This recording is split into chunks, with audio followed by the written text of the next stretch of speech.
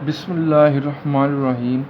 आज के इस लेक्चर में जो सबसे इम्पॉर्टेंट बात है, जो इस लेक्चर को समझने के लिए एक कारगर चीज़ साबित होगी, यानी इसके बगैर हमारा ये लेक्चर अधूरा रहेगा, वो ये है कि आपने सबसे पहले पिथागोरस थ्योरम समझना है।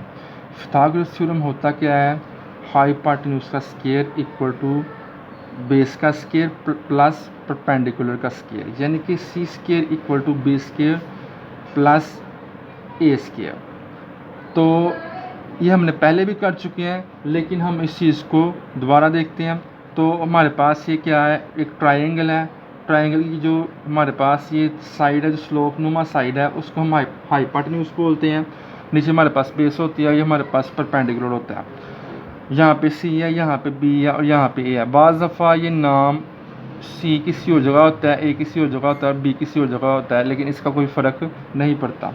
तो इस तरह हमारे पास हमने साइन कॉस टेन की वैल्यू याद रखनी है। Some people have mean sine equal है, सम से साइन इक्वल है परपेंडिकुलर ओवर हाइपोटेन्यूज, यानी कि साइन इक्वल है ए ओवर सी, क्योंकि परपेंडिकुलर पे हमारे पास ए है, ये हमारा परपेंडिकुलर और यहाँ पे ए है, ठीक है। तो साइन इक्वल किसकी है?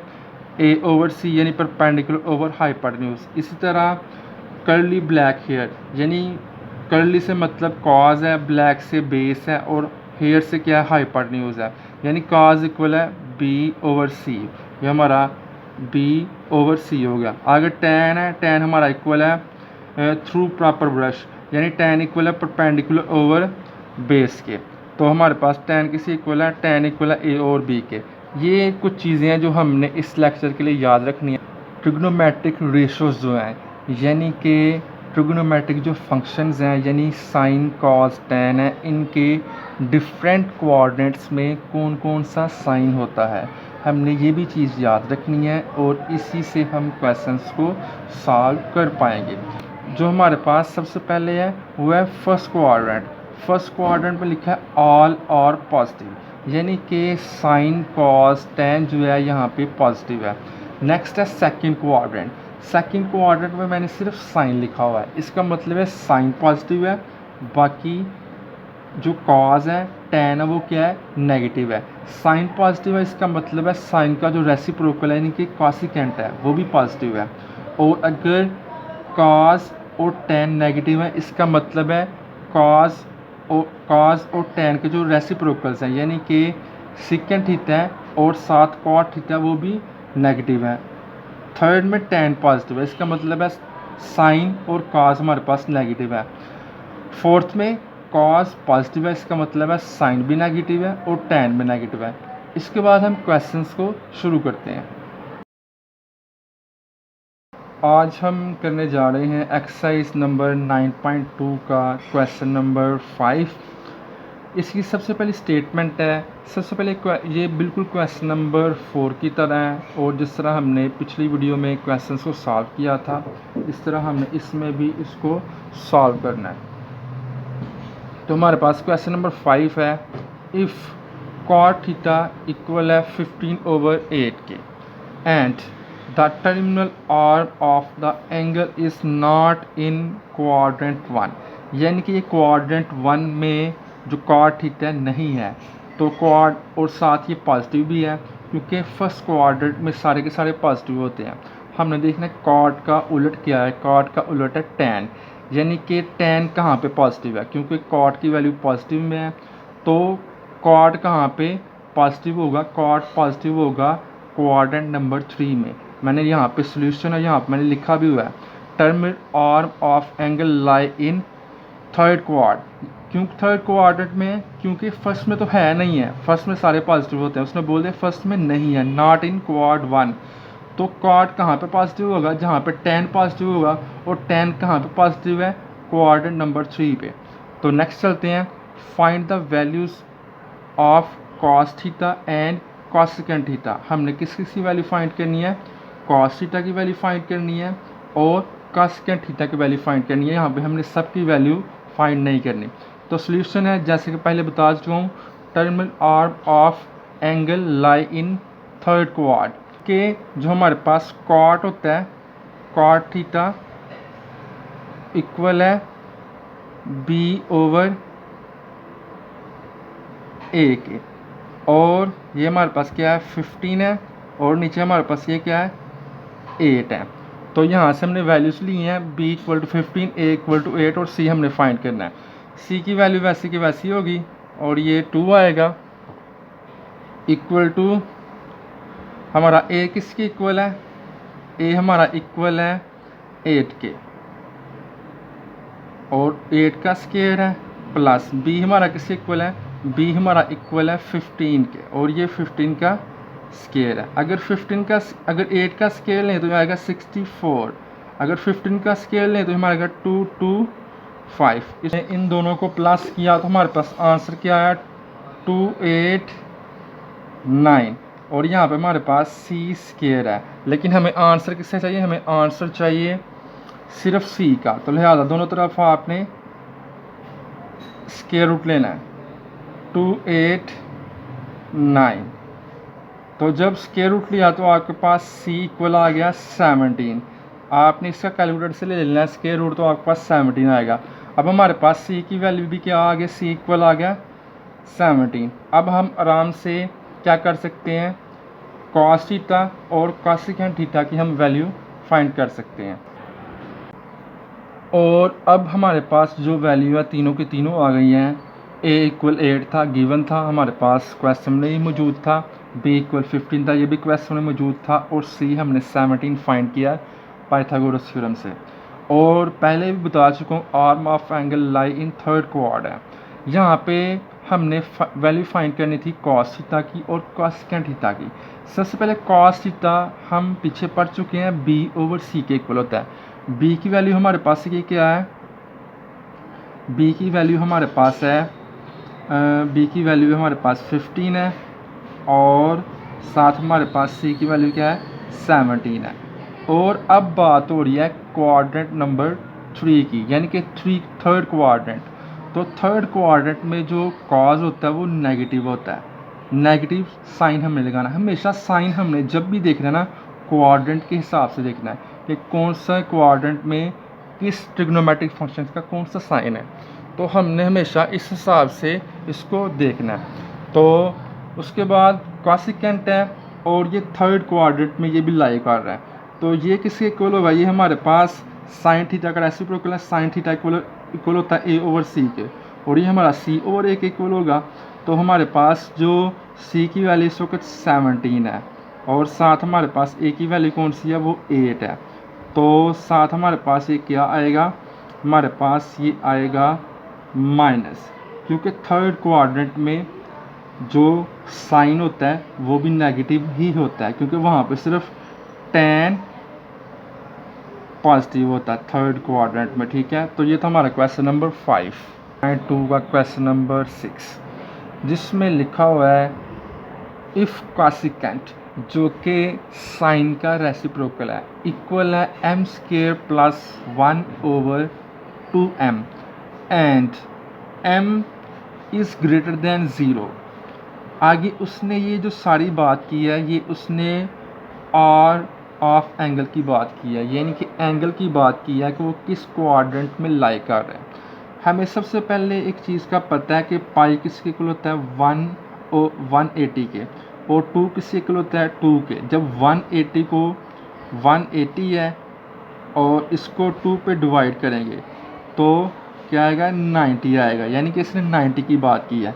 कहता है थीटा लेस देन 90 के, यानी कि 90 से बड़ा नहीं है, और दूसरा थीटा क्या है 0 से बड़ा है, यानी कि जो थीटा हमारा एंगल है वो 0 से बड़ा है लेकिन 90 से बड़ा नहीं है। तो हमारे पास हम देख सकते हैं थीटा जो है वो 0 से बड़ा है लेकिन 90 से छोटा है। तो किस क्वाड्रेंट में लाई कर रहा है, वो क्वाड्रेंट नंबर 1 में लाई कर रहा है, जहाँ पे ऑल आर पॉजिटिव, यानी कि जितने भी ट्रिग्नोमेट्रिक फंक्शंस या रेशोज हमने फाइंड करनी है वो सारी की सारी पॉजिटिव रिलेट करेंगी, यानी उनके साइंस पॉजिटिव होंगे। इसके बाद हम क्वेश्चन को देख सॉल्यूशन। जैसा कि हमने देखा है कि ये किस क्वाड्रेंट में है, फर्स्ट क्वाड्रेंट। ठीक है, फर्स्ट क्वाड्रेंट में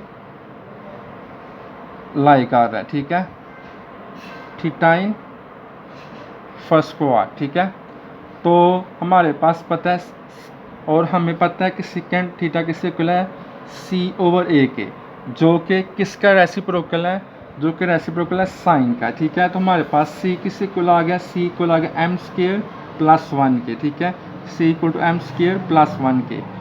और A किसके इक्वल आ गया, A इक्वल आ गया A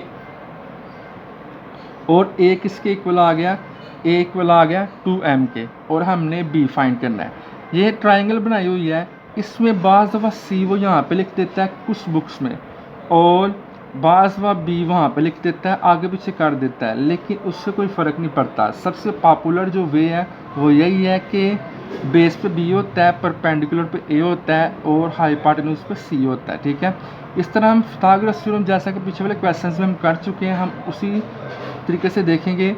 C² इक्वल है A² + B²।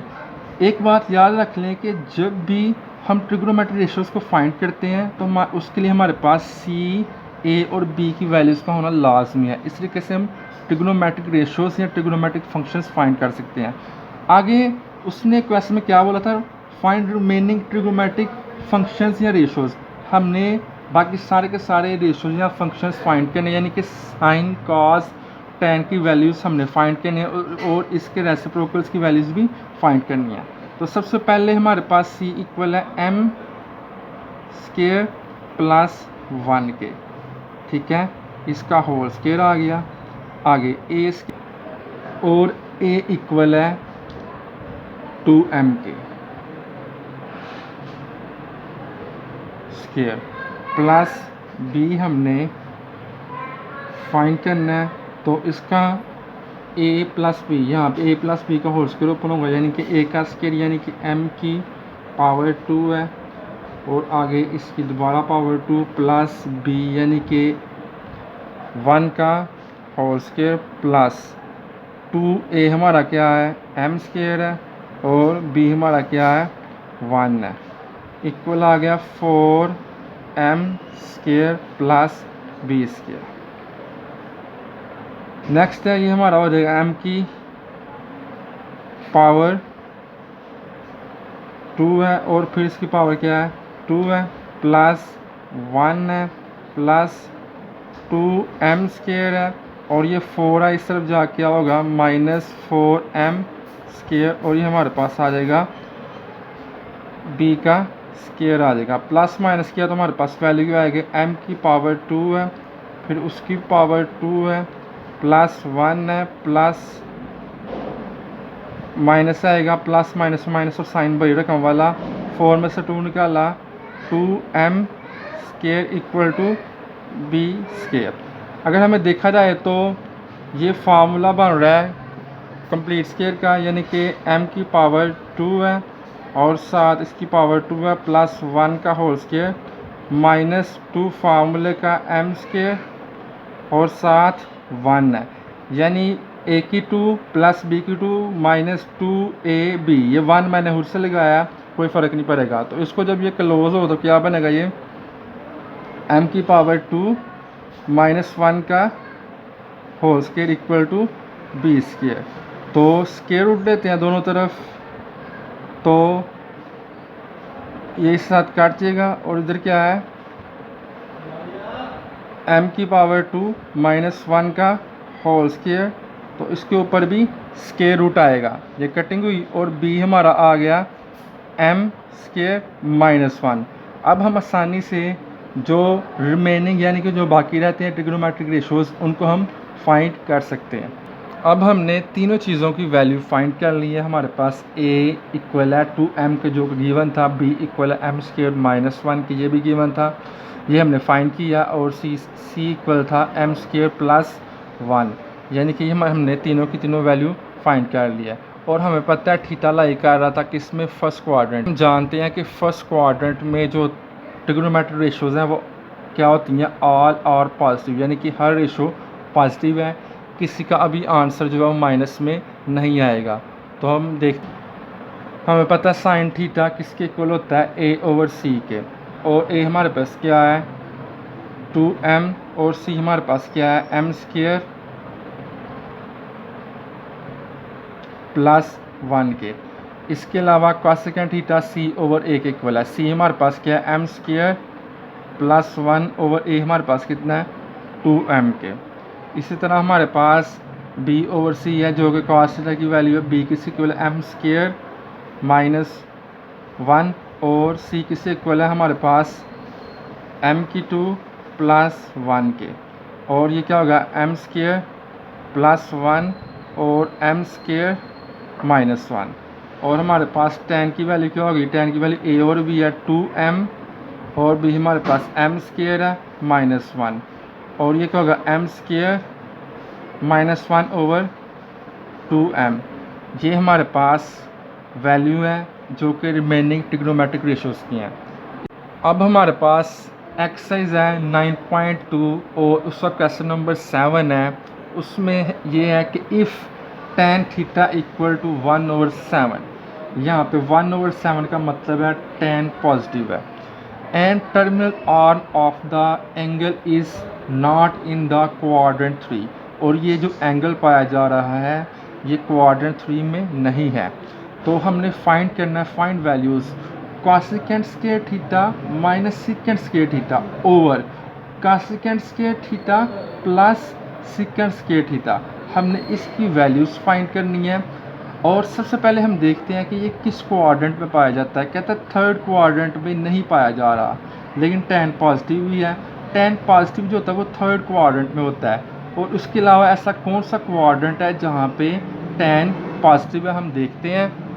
थर्ड क्वाड्रेंट में यहाँ पे tan पॉजिटिव है। इसके अलावा tan कहाँ पे पॉजिटिव है, सेकंड में भी पॉजिटिव नहीं है क्योंकि सेकंड में साइन होता है पॉजिटिव, और थर्ड और फोर्थ में भी नहीं है क्योंकि फोर्थ में क्या है, कॉस पॉजिटिव होता है। और थर्ड में नहीं है, उसने खुद बोल दिया हुआ है। लिहाजा हमारा क्वाड्रेंट कौन सा बन रहा है, क्वाड्रेंट नंबर 1 बन रहा है। यानी कि ये जो टर्मिनल एंगल पाया जा रहा है ये किस में पाया जा रहा है, क्वाड्रेंट नंबर 1 पे, जहाँ पे जितनी भी ट्रिग्नोमेट्रिक रेशियोज हैं साइन कॉस टैन है ये सारी की सारी पॉजिटिव पाई जा रही है। यानी कि हमारा क्वाड्रेंट कौन सा बन रहा है इस क्वेश्चन के लिहाज से, क्वाड्रेंट नंबर 1।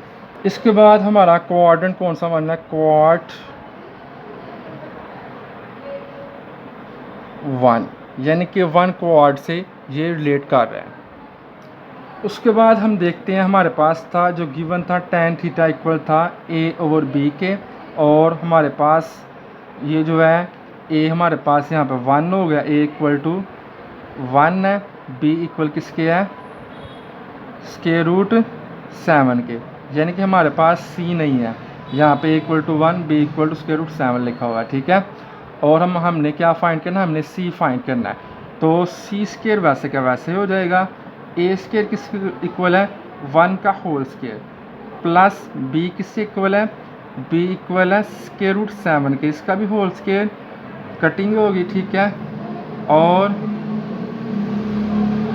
1 वैसे का वैसे प्लस ये क्या हो जाएगा, 7 हो जाएगा। और 1 प्लस 7 क्या बना हमारे पास, 1 प्लस 7 हमारे पास 8 बना, ठीक है। और ये सी स्क्वायर है, दोनों तरफ स्क्वायर रूट लिया तो दोनों तरफ स्क्वायर रूट लिया तो हमारे पास ये क्या बना, सी स्क्वायर और उसका स्क्वायर रूट, और साथ क्या आ जाएगा 8 का स्क्वायर रूट आ गया। फिर हमने क्या किया, इसकी कटिंग की है और हमारे पास क्या आ जाएगा, सी इक्वल टू स्क्वायर रूट 8, ठीक है। ये हमारे पास सी का आंसर है। इसके बाद हम नेक्स्ट देखते हैं।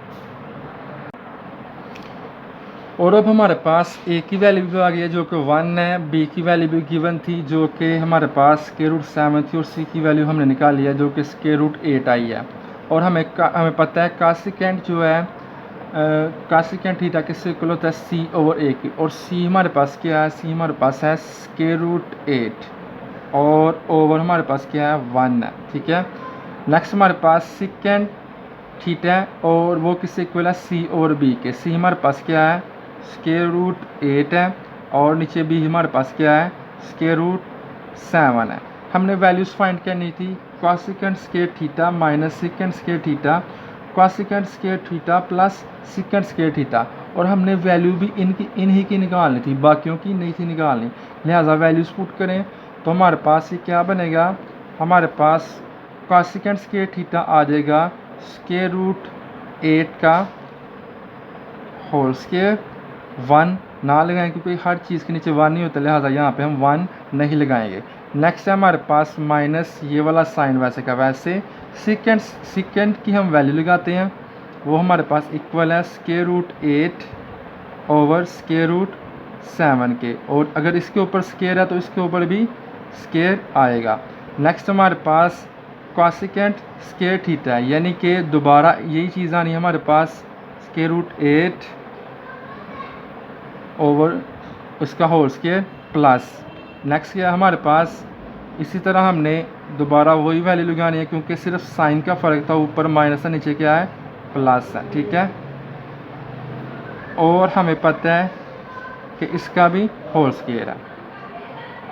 हम देख सकते हैं कि जब इनको हम इनकी आपस में कटिंग हो रही है, इसके साथ कट जाएगा ये होल स्क्वायर, इसके ऊपर भी लिहाजा इसका भी कट जाएगा। इसी तरह ये भी है, ये भी कटिंग होगी, ये भी कटिंग होगी, इस तरह ये भी कट जाएंगे, ठीक है। नेक्स्ट जो हमारे पास वैल्यू बची है वो बची है 8 minus 8 over 7 over 8 plus 8 over 7। Simple इसका हम एलसीएम लेंगे, और एलसीएम में क्या आया 7, इसको आप खुद सॉल्व करेंगे एलसीएम को, और यहाँ पे आएगा 56 माइनस 8, यहाँ पे 56 प्लस 8 ओवर 7 के साथ कट हो जाएगा, ऊपर आ जाएगा 48 आ जाएगा, और नीचे क्या आएगा 64 आएगा।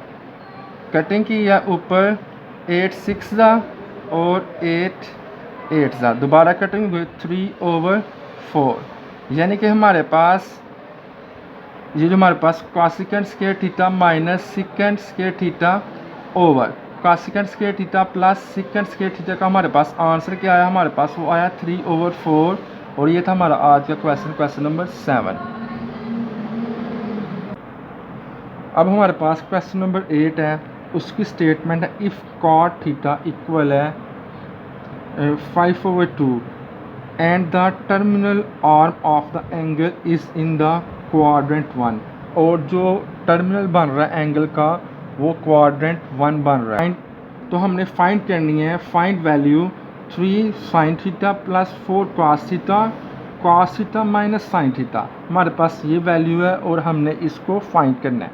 फर्स्ट ऑफ ऑल इसका सोल्यूशन है, सबसे पहले हमें पता है कॉट थीटा इक्वल होता है b/a के, ये हम पहले भी देख चुके हैं, और हमारे पास b कितना यहाँ पे 5 है और a कितना हमारे पास 2 है, ठीक है। तो a इक्वल 2 है, b इक्वल टू 5 है, और c हमने फाइंड करना है, ठीक है। तो हमारे पास c हमने फाइंड करना है, c स्क्वायर इक्वल है बाय pythagoras थ्योरम a कितना हमारे पास, a हमारे पास 2 है, 2 का होल स्क्वायर, और हमारे पास प्लस b है, b हमारे पास कितना है 5 है, 5 का होल स्क्वायर, ठीक है। तो ये हमारे पास कितना हो गया 4, और ये कितना हो गया 25, ठीक है। और ये हमारे पास क्या है c स्क्वायर है। अब हमने c स्क्वायर है तो इक्वल क्या होगा 29, दोनों तरफ स्क्वायर रूट लिया क्योंकि हमें सिर्फ c का आंसर चाहिए, यहाँ पे स्क्वायर रूट है, और प्लस माइनस 29 है। चूँकि ये फर्स्ट क्वाड्रेंट में लिहाजा यहाँ पे जो है, लिहाजा यहाँ पे क्या है कि हमने माइनस साइन इग्नोर करना है, और ये इस साथ काट जाएगा, c इक्वल आ जाएगा स्क्वायर रूट 29। तो इस तरह हमारे पास ये क्या आ गया c equal to square root 29। इसके बाद हम वैल्यूज़ फाइंड करते हैं, और c हमारा था स्क्वायर रूट 29 के, ठीक है। हमारे पास a इक्वल टू 2 है, b इक्वल टू 5 है, और c equal to square root 29 है, जो कि हमने पहले फाइंड किया है। हमें पता है साइन थीटा किसी इक्वल होता है a और c के, a हमारा कितना है 2 है, और c कितना स्क्वायर रूट 29 के, ठीक है। b हमारा कितना है, b हमारा इक्वल है 5 के, और c हमें पता है स्क्वायर रूट 29 के, जो हमने अभी फाइंड किया। सिंपल वैल्यूज पुट कर दें, ये 3 का 3 वैसे का वैसे है, और साइन थीटा हमारा कितना है multiply by 2 over square root 29। आगे है प्लस का साइन है और 4 वैसे का वैसे, और कॉज किससे इक्वल है कॉज इक्वल है 5/√29। इसी तरह हमारे पास ये बिग ओवर है। आगे क्या है, कॉज किसी इक्वल है, कॉज इक्वल है 5/√, क्या है 29 है। आगे माइनस है, साइन किसी इक्वल है 2/√29 है। ऊपर वाले का हमने एलसीएम लिया तो क्या आएगा, वहाँ पे बड़ा स्क्वायर रूट वैसे का वैसे 29 है, और ओवर के नीचे यहाँ भी 29 है। 29 आपका स्क्वायर रूट 29 आपका एलसीएम आएगा, और साथ ऊपर क्या आएगा, 3 को 2 के साथ मल्टीप्लाई करोगे 6 आएगा, प्लस 4 5 20 आएगा। नीचे ये भी 29 ही एलसीएम आएगा क्योंकि सेम है, और 5 वैसे का वैसे, और 7 -2 होगा। 29 के साथ कट हो गया, और उसके बाद हमारे पास जो वैल्यू आई है वो आई है 26/3। तो हमारे पास ये जो 26/3 है, ये हमारा इस क्वेश्चन का आंसर है, क्वेश्चन नंबर 8 का। और हमारी ये एक्सरसाइज आज कंप्लीट हो गई 9.2। Thank you.